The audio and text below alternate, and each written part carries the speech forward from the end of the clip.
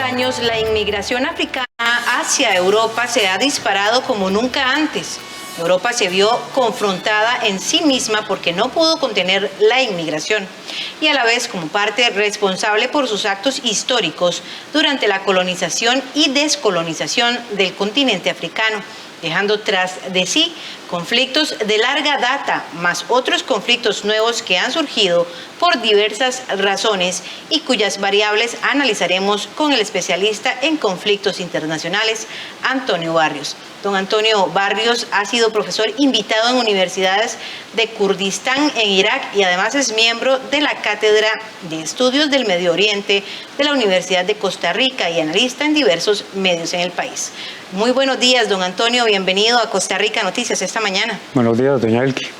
Vamos a empezar de inmediato como lo anunciábamos antes. ¿Qué es el derecho a asilo? Bueno, el derecho a asilo está contenido dentro de la Carta Fundamental de Derechos Humanos o la Carta Universal de los Derechos Humanos, que obliga a los estados que la suscriben a través de los años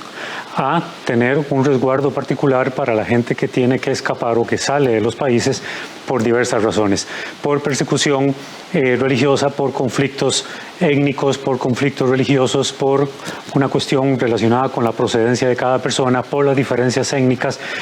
por choques políticos en algún país originados por diversos conflictos. Y en el caso de África, que ha ocurrido igualmente en muchos países a nivel mundial a través de la historia, el caso africano, que es el que vamos a analizar ahora, es parte, digamos, inherente de esta obligación a la que los estados de Europa en particular se ven obligados a cumplir. Sin embargo, bueno, ahora que analizaremos algunas variables, veremos por qué hay una situación complicada respecto al manejo de la inmigración por parte de Europa con el caso africano. Precisamente eso le voy a preguntar, ¿por qué los refugiados se ven obligados a huir? Bueno, se ven obligados a huir por un sinfín de razones. Pueden ser conflictos de larga data, como usted lo dijo en la introducción, conflictos que quedaron con la forma en cómo Europa durante muchísimos años había llevado a cabo la colonización de cada país en África, la forma en cómo los países europeos se repartieron de diversa forma cada uno de los países en el continente africano y de cómo esos países europeos también llevaron sus guerras para enfrentarse con otras potencias europeas en el proceso de colonización mismo. Esta fragmentación o esta forma en cómo fragmentaron a cada país llevó a una serie de conflictos que aún después de la descolonización quedaron activos, más unos pues que han emergido por otras razones, pero que están muy asociadas de alguna forma a los conflictos que quedaron por herencia durante la colonización y la descolonización. Entonces han habido cientos de miles de personas que han tenido que salir de esos países por persecución religiosa, por persecución étnica, por el origen, por el color de la piel o por rencillas también que han habido a través del tiempo entre negros y blancos en los países africanos, donde ha habido un impacto fuerte de Europa a través del tiempo. Ahora usted hablaba de que han tenido que huir. ¿De dónde huyen y hacia dónde se dirigen? Bueno, huyen de muchos países. En el caso de África, por ejemplo, no de todos los países han huido, pero hay una constante de conflictos en el continente africano que hacen que pues mucha gente tenga que huir a través del tiempo. El caso de esta inmigración de los últimos 6 años, como usted apuntaba al inicio, eso es algo que se disparó, algo que en realidad no se esperaba, y eso ha dejado en jaque, por ejemplo, a la Unión Europea, digamos, a Europa como un todo, pero principalmente a la Unión Europea, que es la parte desarrollada hacia donde se van. Pero también hay algunos factores que están relacionados con la riqueza que el continente africano tiene y que hace, digamos, plausible muchos de los conflictos que en este momento están, que no solamente son los históricos, sino que están relacionados con la forma en cómo las transnacionales, el poder de las grandes transnacionales, han hecho uso inadecuado o incluso a través de la explotación de la riqueza extraordinaria que tiene el continente africano y que esa riqueza ha servido para financiar muchos de los conflictos que en este momento África tiene. Ahora estamos hablando precisamente de África como un continente y como una crisis que se vive en toda la región. Sin embargo, ¿cuál es el país de origen de estas personas? ¿Cuál es el principal país? Bueno, hay muchos. Hay gente que sale de Mali, de Argelia, en algún momento salieron de Egipto, ni se diga del Cuerno de África, por ejemplo, Somalia, Eritrea. Hay un mapa que me gustaría que viéramos, que es el primero. Este es un mapa que refleja no solamente la forma en cómo fue colonizado el continente africano, sino que también refleja toda la riqueza extraordinaria en cuanto a minerales, petróleo, gas, toda una serie de minerales estratégicos que son hoy utilizados con diferentes usos, y eso ha llevado que, en este caso, el continente africano, tan rico en una gran cantidad de recursos estratégicos, haya servido también para financiar muchas guerras. Entonces, en este momento, el continente africano, aparte de muchos conflictos de larga data que tiene, pues son igualmente toda la riqueza de minerales que tiene, han sido utilizados por distintos grupos armados para autofinanciarse sus propias guerras, y en consecuencia muchos estados se hacen parte de esa condición mafiosa, al igual que muchas otras transnacionales que son de Europa. Entonces, este continente africano, aparte de tener una riqueza de minerales extraordinaria, también se conjuga desafortunadamente con muchas otras variables claves que tienen que ver con lo étnico religioso, y también con el origen de muchos de los pueblos que se ven perseguidos por otros grupos étnicos en situaciones, por ejemplo, históricas de rencillas, por la forma en cómo Europa colonizó el continente africano. Tenemos más imágenes que nos ilustran un poco lo que hemos estado hablando. Un poco la pregunta, doña Elke, que usted hacía es esta, por ejemplo, bueno, la procedencia de la mayoría. Uno puede hablar, por ejemplo, de oleadas de inmigrantes. Estas grandes oleadas tienen que ver según el tipo de conflicto que hay en los distintos países africanos, y entonces estas flechas reflejan el origen regional o intrarregional de los inmigrantes que tienen que escapar de sus países de origen para buscar digamos, la salvaguarda en el caso de Europa. Bueno, ahí tienen en el caso de Europa una zona geográfica muy complicada, la cual tienen que tratar de vencer, que es precisamente el mar Mediterráneo, y entonces en este viaje intrarregional, pues desafortunadamente son tantos los conflictos que hay en muchos de los países de África, que mucha gente que sale de sus países de origen en conflicto tienen que pasar igualmente por otros territorios o otros países que están en conflicto, y no necesariamente todos logran llegar a su destino, porque muchas veces ciertos de ellos mueren en otros países que igualmente están en conflicto. Entonces la situación inmigratoria de estos cientos de personas es increíblemente complicada, cuando en realidad no entendemos, por lo menos en estas partes del continente americano, las situaciones tan difíciles que ellos tienen que pasar para poder llegar a ese destino. Este es otro también que refleja, bueno, que hay una simbología, bueno, la letra es muy pequeña, pero esta simbología refleja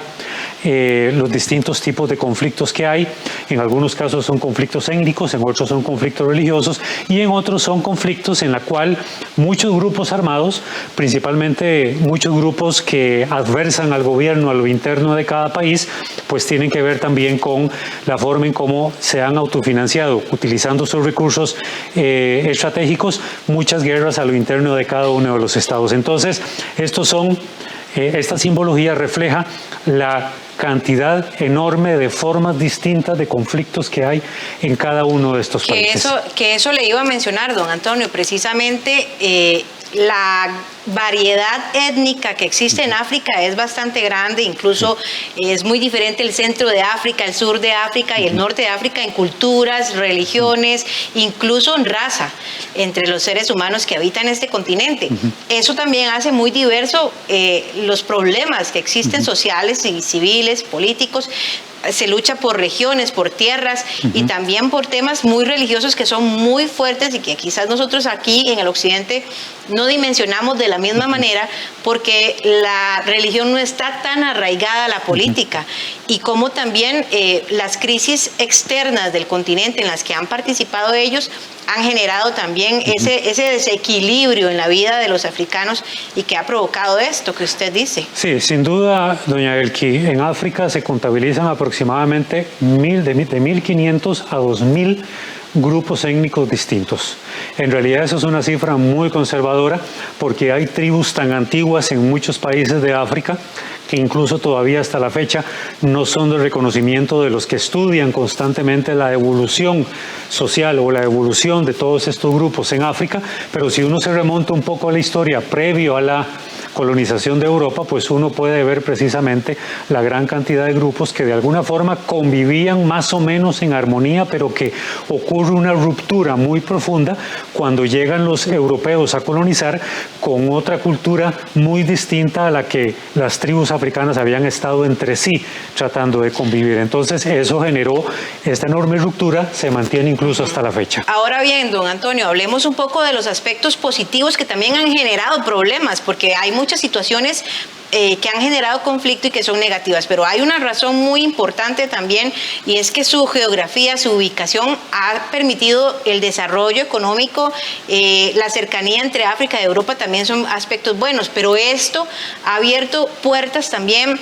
a la mafia, a la inseguridad, a los robos, a la comercialización ilegal, y que también esto genera un aporte a la situación que viven estos países. Sí, desafortunadamente cuando uno ve tal vez el otro mapa, si se lo pueden poner. ¿Qué sigue? ¿Le podemos decir a nuestro compañero productor? Sí, tal vez si uno ve lo que ha ocurrido en África principalmente, pues uno puede ver de que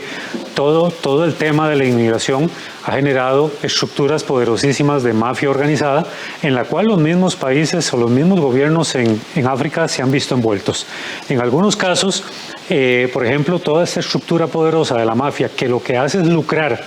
con la miseria humana, que lo que hace es lucrar con la inmigración, que ocurre igualmente en América Latina y ocurre principalmente con los centroamericanos que se van hacia Estados Unidos en lo que conocemos aquí como el coyotaje. En el caso de África ocurre lo mismo, es decir, estas poderosas estructuras de mafia han llevado a que lucren con esta situación de la inmigración. La desesperación de esta gente por querer irse de sus países de origen los lleva precisamente a lucrar. Es gente que antes de salir de su país tienen que tratar de ver cómo ganan cierto dinero porque sabe que le tienen que pagar a estructuras del crimen organizado para poder llegar a su destino, y eso muchas veces ronda, de acuerdo a estudios muy importantes que ha hecho la ACNUR, rondan entre $8,000 y $10,000 el trayecto, independientemente del país de donde estén saliendo de África, para llegar incluso al Mediterráneo. Entonces eso ha hecho que mucha gente de la estructura del crimen organizado, incluso gobiernos africanos que se han visto involucrados en esa situación, pues han hecho que desafortunadamente se hayan enriquecido todos estos grupos en conjunto con algunos gobiernos africanos, o incluso en estos pasos cruzando el Mediterráneo, que es una de las partes, es lo que llaman, por ejemplo, la frontera final, que le toca, digamos, a los inmigrantes tratar de cruzar para poder llegar a esta parte que es como los Estados Unidos de Europa. Es decir, es lo mismo que buscan los centroamericanos, llegar a Estados Unidos, es lo mismo que buscan los africanos cuando deben cruzar y sortear el mar Mediterráneo para poder llegar incluso a Europa. Y que es interesante, porque ahora usted menciona, y estamos hablando específicamente de África, pero el control se descontrola, por decirlo de alguna forma, cuando se le unen a ellos muchos refugiados y muchos migrantes ilegales de Oriente Próximo también. Sí, se vuelve un caos peor. Claro, desafortunadamente, pues la inmigración, cuando uno habla de la inmigración africana, no habla solamente de África, sino que inevitablemente hay que hablar de lo que está pasando en Siria. Es decir, Siria es el que ha puesto la mayor cuota de inmigrantes sirios que han tenido que dejar el conflicto, que han tenido que escapar producto del conflicto, y es el país del cual aproximadamente casi 2 millones de sirios han tenido que abandonar el país desde que hace casi 10 años empezó el conflicto en Siria. Pero cuando hablamos de África, igualmente estamos hablando de conflictos de larga data,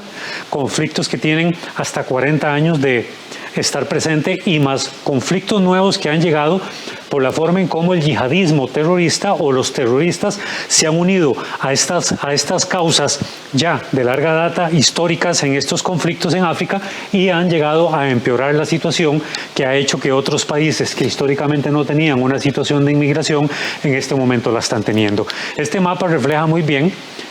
bueno, básicamente lo que dice es la cantidad de gente que ha muerto o que se han visto envueltos en distintos conflictos, pero aquí este mapa en esta parte refleja, por ejemplo, las acciones de Boko Haram, que es muy conocido en Nigeria. Recordemos cuando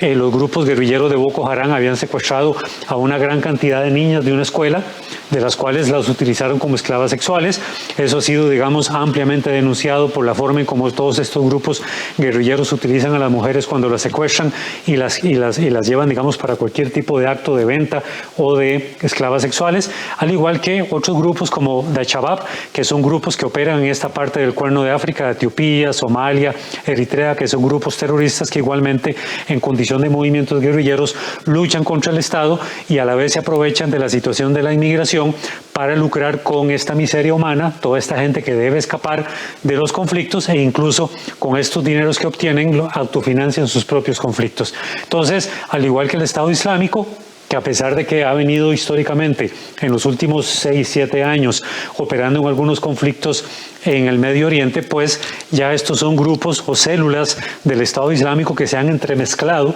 con otros grupos armados en África y sobre todo con Boko Haram o el grupo Al-Shabaab, que han hecho posible pues la complejidad de los conflictos en África. A la vez, pues todo el tema de la presión migratoria en el Mediterráneo. Aquí tenemos un pico enorme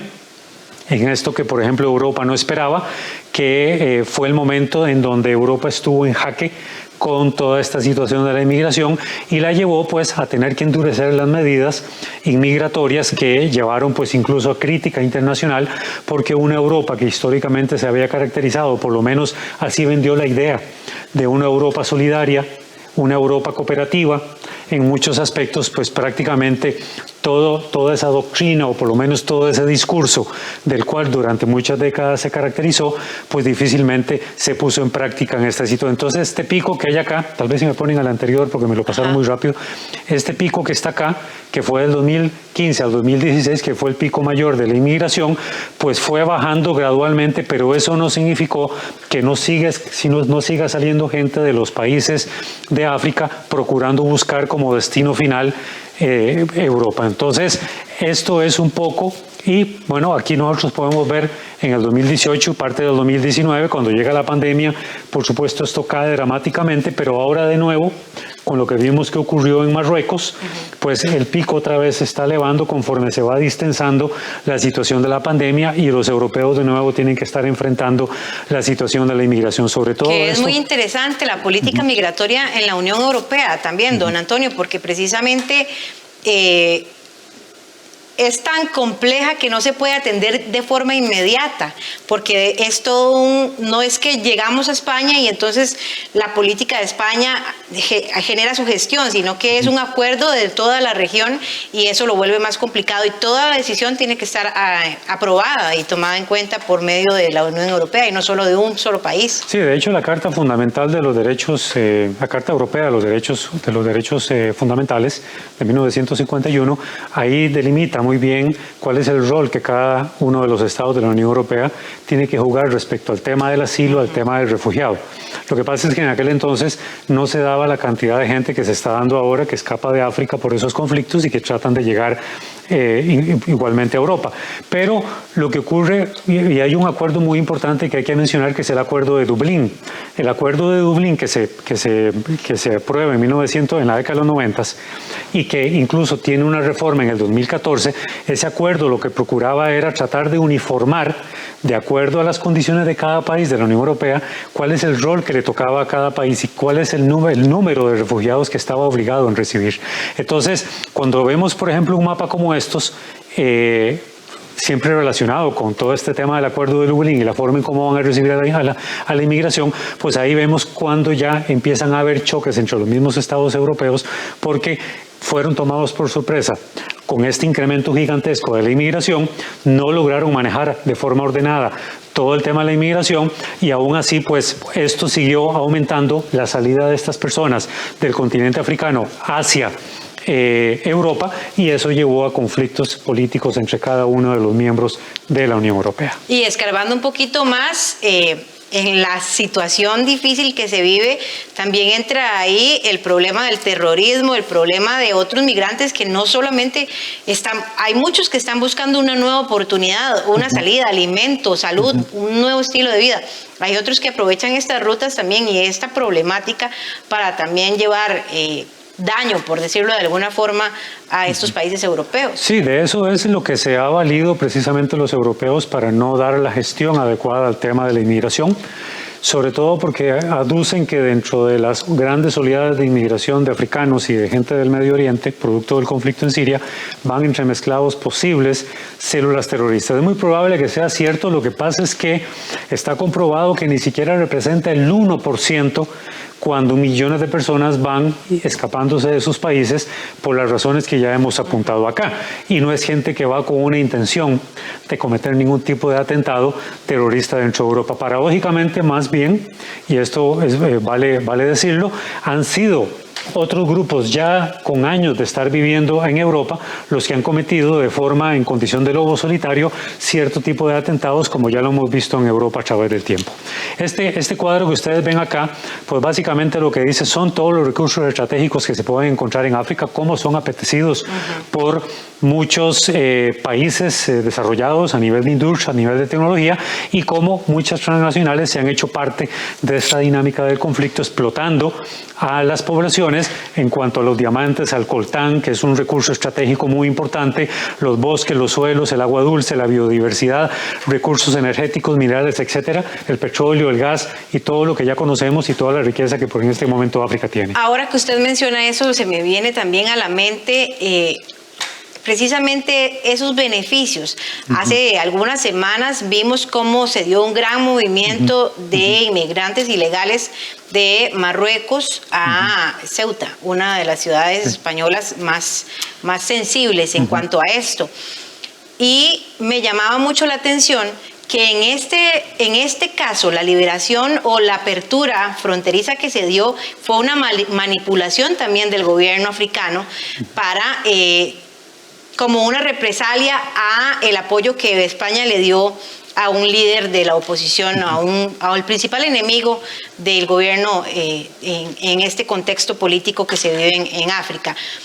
Cómo también, de alguna forma, a pesar de que los gobiernos africanos requieren de ese asilo político, de esa ayuda humanitaria, cómo también están condicionados los países de la Unión Europea a brindarlo y a estipular medidas que sean realmente adecuadas, no solamente para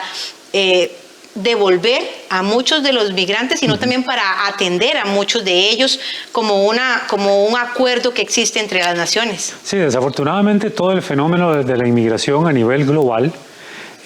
nosotros lo vemos con Centroamérica, lo vemos con el caso de África hacia Europa, más que verse como un factor humanitario, son parte de un juego político. Y ahí vemos, como usted bien dice, doña Abel, que cómo los gobiernos de África presionan para que los países europeos den más cooperación a las economías para desestimular esta salida ante la pobreza extrema por los conflictos o por el desempleo, por muchas otras razones en África, como el tema de la inmigración en esta escalada enorme de cientos de miles tienen un juego político muy importante que sirve tanto a los europeos para incluso devolverlos o presionar a los gobiernos africanos para que hagan algo al respecto, o en su defecto los gobiernos africanos presionan a los países europeos para que brinden toda esa ayuda de cooperación que no necesariamente, y viene el tema de la corrupción, que no necesariamente toda esa ayuda para el desarrollo llega al destino final, sino que sirve para el tema de la corrupción en muchos gobiernos en África. Y bueno, ahí tenemos un juego también perverso desde todo punto de vista, con qué fin se utiliza toda esta ayuda para el desarrollo. Y otros fines no tan positivos. Exactamente. Ok, vamos a ver la siguiente imagen. Y esto es básicamente este mapa, como dentro de toda la dinámica de conflictos en África, el gravísimo error de la caída de Muammar el-Gaddafi en Libia, como en Libia, al haberse convertido en un estado fallido, pues terminó siendo un país en el cual nadie gobierna, nadie tiene poder de decisión en absolutamente nada del país. Hay una enorme cantidad de grupos tribales en guerra a lo interno, y como se comprobó hace algunos años en un reportaje de CNN, cómo se encontraron venta de personas, venta de esclavos, de inmigrantes venidos de otros países más al sur de África, y se estaban vendiendo en este país, en Libia, en 500 y hasta $2.000 dependiendo de las circunstancias o del tipo de quehaceres por los cuales iban a ser utilizados. Entonces, aquí hay un juego también de economía muy complicada, en la cual pues todo el tema de la venta de esclavos pues ha tenido un papel clave dentro de la economía de Libia, desafortunadamente.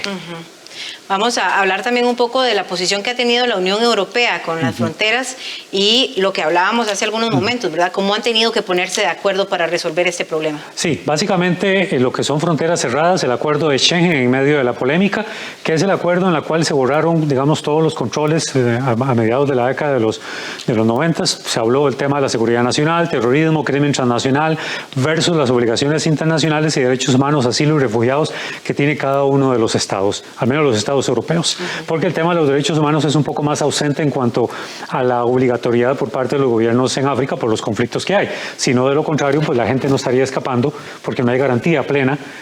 para la salvaguarda de la vida. Entonces, y el tema de la soberanía de los estados y el control fronterizo, que es parte de lo que juegan hoy con el Acuerdo de Dublín, que cuando se le da una connotación distinta a lo humanitario y se le da un rol en el tema de la seguridad nacional, pues ahí empezamos a ver esta foto que pueden apreciar acá de cómo en algunos países en Europa, principalmente en Austria, Serbia, Croacia, Eslovenia, algunos países de la región balcánica, se han tendido alambradas, el ejército se ha encargado de tender en cientos de kilómetros alambradas para evitar que los inmigrantes no entren a Europa, por lo menos en la ruta más importante, que es la ruta de los Balcanes. Un claro mensaje de que no se les quiere recibir. Exactamente. Entonces, aquí hay un juego también que tiene que ver con la política, con la extrema derecha, de la cual ahora vamos a ver después, pero esto es parte, ahí ustedes pueden ver a los ejércitos en Europa, sobre todo, repito, los ejércitos de la región balcánica, de cómo han construido todas estas gigantescas alambradas de cientos de kilómetros para evitar que la inmigración pase. Y hay un resguardo constante, hay una vigilancia constante, sobre todo en algunas zonas fronterizas que son muy sensibles al paso de la inmigración y que ya son reconocidas por los gobiernos en Europa. Y que varía mucho también, ahora que tenemos esta imagen del ascenso de la extrema derecha en Europa, varía mucho. Hablábamos ahora de un factor religioso muy importante en África, hablemos de un factor político muy importante en Europa. Usted hablaba de que las decisiones en cuanto al manejo del tema de derechos humanos han querido sobresalir, pero no han tenido tanta fuerza debido a la fuerza que tienen en la toma de decisiones las ideologías políticas, que son muy variantes también. Sí, la extrema derecha empezó a surgir en Europa en realidad, primeramente de forma incipiente en la década de los 90. Recordemos cuando Jean-Marie Le Pen en Francia fundó el Frente Nacional, que ahora lo está manejando la hija Marine Le Pen, pero ya desde ese momento en los 90, cuando empezó ya a convertirse como movimiento y empezar a disputar ciertos espacios de poder político en Francia, surge otra figura que era Robert Haider en Austria, que ya se convirtió en otro, el movimiento por la libertad y el nacionalismo, que es un movimiento que ahora tiene mucha fuerza en estos países, pero todo el ascenso a la extrema derecha en distintos procesos electorales, tanto internos en cada país como a nivel de la Unión Europea, en el Parlamento Europeo, han venido ganando muchos escaños, mucho poder político, han logrado compenetrar la política tradicional socialdemócrata en Europa y hoy en día tienen un poder fuerte al punto de que se han convertido han convertido toda una política antisemita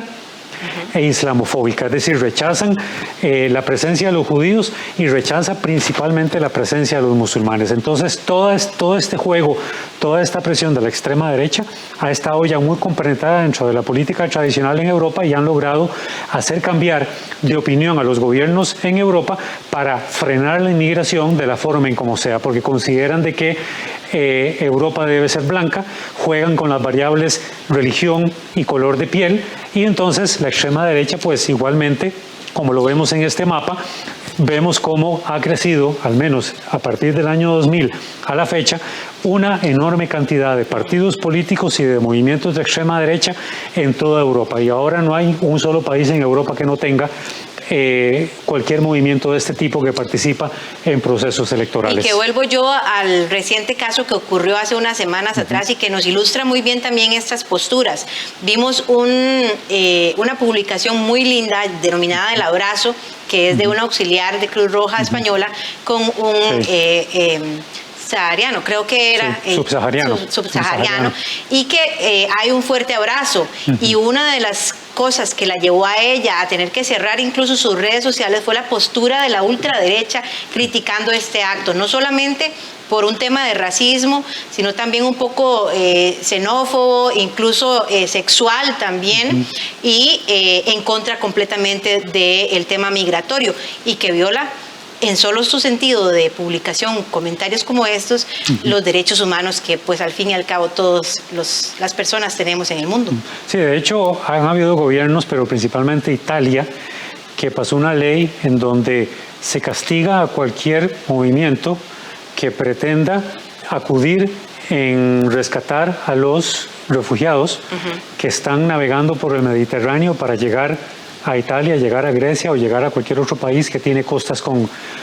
el Mediterráneo. Por ejemplo, España, Portugal, Francia, Grecia, la misma Turquía, Italia, ni se diga por su conformación geográfica, que la convierte, digamos, en un país más cercano a las costas del norte de África, y que es el primer país a la cual estos africanos, cuando tienen que cruzar navegando en condiciones incipientes, en condiciones de mucho peligro, el Mediterráneo, el primer país que piensan en ese momento es en Italia. Entonces han habido leyes que sancionan, y ya han habido gente incluso hasta en la cárcel por ir al rescate de la inmigración que está tratando de llegar a través del Mediterráneo a estos países de Europa. Hay algo muy interesante que a mí siempre me ha confundido un poco en el sentido de las ideologías, no solamente políticas, sino también religiosas, como en países de Occidente, en países de América Latina, matar es un pecado, es un delito, y cómo más bien la religión en países de Oriente Próximo, incluso de África, en algunos por su ideología religiosa, más bien muchas veces matar es una muestra de amor a su Dios, como el Islam y como el ISIS, por ejemplo, funciona bajo esta idiosincrasia.